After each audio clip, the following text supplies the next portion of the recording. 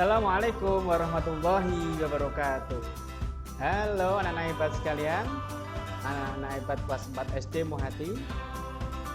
Apa kabar kalian di rumah? Berharap kalian di rumah tetap sehat dan semangat dalam belajar.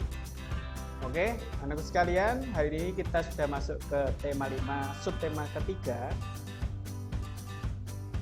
pembelajaran yang pertama. Sebelum kita mulai pembelajaran hari ini, mari kita berdoa terlebih dahulu. Berdoa mulai. A'udzubillahi minasyaitonirrajim. Bismillahirrahmanirrahim. Raditu billahi rabba wa bil islami dina wa bi Muhammadin nabiyya wa rasula. Rabbi zidni ilma warzuqni fahma, amin ya rabbal alamin. Oke, semoga dengan doa tadi kita dipermudah oleh Allah dalam belajar hari ini. Simak video Ustaz baik-baik, jangan skip ya, agar kalian mendapatkan ilmu yang bermanfaat di video ini. Oke, anak sekalian, kita masuk ke tema 5 ya, pahlawanku, kelas 4, pembelajaran yang pertama. Subtema 3, sikap-sikap pahlawan. Nanti kita akan belajar tentang sikap-sikap pahlawan apa saja yang akan kita pelajari.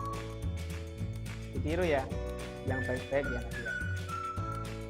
Di pembelajaran 1 ada 3 muatan pembelajaran, yang ada IPS, IPA, dan bahasa Indonesia. Untuk tujuan pembelajaran pada hari ini bisa kalian baca sendiri di layar monitor kalian.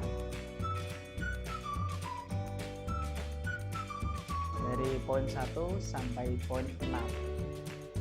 Nanti kita akan belajar tentang informasi tentang sikap kepahlawanan. Yuk kita mulai belajarnya. Indonesia mempunyai pahlawan-pahlawan nasional yang berjuang untuk merebut dan mempertahankan kemerdekaan. Siapa saja mereka? Apa yang telah mereka perjuangkan? Sikap kepahlawanan seperti apa ya yang mereka miliki? Apa ya? Jadi kalian juga sudah tahu. Salah satu peninggalan raja-raja pada masa Islam yang diwariskan adalah sikap kepahlawanan. Sikap ini mempengaruhi sikap para pejuang pada masa penjajahan Belanda. Simak baik-baik ya. Pahlawan Indonesia. Pahlawan adalah seseorang yang berjuang untuk negara. Setiap negara mempunyai pahlawan nasional yang melakukan sesuatu yang berani dan membanggakan. Indonesia memiliki banyak pahlawan yang telah berjuang untuk kemerdekaan. Mereka berjuang mengangkat senjata untuk mengusir penjajah dari Indonesia. Seperti gambar itu adalah gambarnya para pahlawan. Kemerdekaan yang kita nikmati sekarang ini tidak terlepas dari perjuangan dan pengorbanan yang dilakukan oleh para pahlawan kita. Mereka bukan hanya mengorbankan harta, tapi juga jiwa dan raga. Karena perjuangan mereka, kita dapat menikmati kebebasan dalam menentukan cita-cita, mendapat pendidikan, dan mengemukakan pendapat. Banyak pahlawan dari berbagai wilayah di Indonesia ya, yang berjuang demi kemerdekaan dan kemajuan negara kesatuan Republik Indonesia. Sekarang kamu akan mengenal beberapa pahlawan nasional. Bagaimana perjuangan mereka? Simak baik-baik video ini. Berikut ini adalah pahlawan yang dimiliki bangsa Indonesia pada masa penjajahan. Sikap kepahlawanan mereka tidak jauh berbeda dari sikap kepahlawanan yang dimiliki raja-raja pada masa Islam yang memerangi penjajah. Ini sudah kita pelajari ya kemarin ya, di subtema 2. Nah, ini adalah gambar peta Indonesia. Di ujung barat ada di Aceh, ada Cut Nyak Dien dari Aceh. Kemudian turun lagi ada Sisingamangaraja dari Sumatera Utara. Terus kemudian ada di Jawa Barat, ada Dewi Sartika. Ada di Banjarmasin ya, Pangeran Antasari. Ada di Pulau Kalimantan itu namanya. Terus ada di Jawa, ada di Yogyakarta, Pangeran Diponegoro. Ada di Maluku, ada Patimura. Terus ada di Papua adalah Simas Papare. Nah itu tadi pahlawan-pahlawan.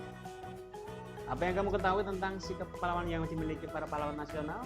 Dan Yang di kolom kedua adalah apa yang ingin kamu ketahui lebih lanjut tentang sikap dari para pahlawan nasional tersebut. Nah, tindakan apa saja yang dilakukan oleh tokoh-tokoh tersebut sehingga mereka disebut sebagai pahlawan nasional ya? Ayo kita pelajari lebih lanjut. Bacalah kembali sejarah pahlawan Kapiten Pattimura yang ya pada berikut ini. Bacaannya ini nanti Ustaz bacakan.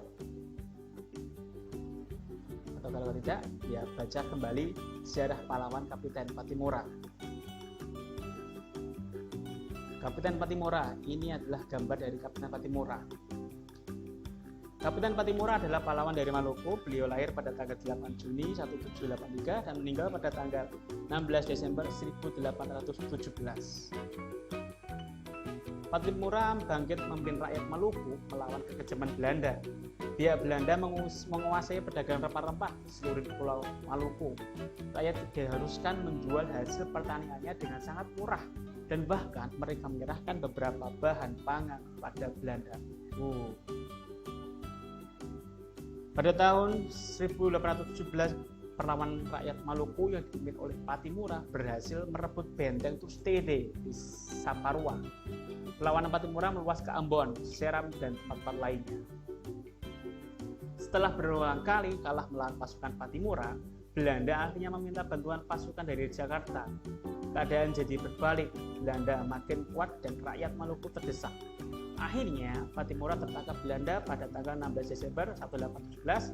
Pattimura menjadi hukuman mati di tiang gantungan. Jakarta dulu adalah Batavia. Nah, tuliskan sikap kepahlawannya dimiliki oleh Pattimura dan raja-raja pada masa Islam. Tulis di buku kalian masing-masing ya nak ya. Rela berkorban, ada kesatria, ada berjuang tanpa pamrih, ada pemberani, pantang menyerah, kemudian ada berperilaku terpuji. Ini semua adalah sikap-sikap para pahlawan. Sudahkah kalian memiliki sifat seperti ini? Kalau sudah, dipertahankan. Kalau belum, segera dilaksanakan. Ini tulis sikap kepahlawanan yang dimiliki oleh masyarakat sekitar. Nah, membantu tanpa pamrih, berani membela kebenaran, rela berkorban, jujur, memiliki rasa cinta tanah air, bertindak terpuji, kemudian memiliki jiwa pengabdian yang tinggi. Ini adalah sikap-sikap kepahlawanan yang dimiliki oleh masyarakat sekitar kita. Insya Allah. Walaupun ada beberapa yang belum memiliki sikap seperti ini. Nah, selanjutnya, Pattimura itu berjuang melawan penjajah Belanda supaya kekayaan alam Indonesia yang berupa rempah-rempah tidak dikuasai oleh mereka. Selain Pattimura, Indonesia memiliki pahlawan nasional lainnya, yaitu Bung Tomo. Seperti apa sih Bung Tomo itu? Nah, bacalah teks berikut dalam hati ya. Bung Tomo. Ini merek mobilnya ini.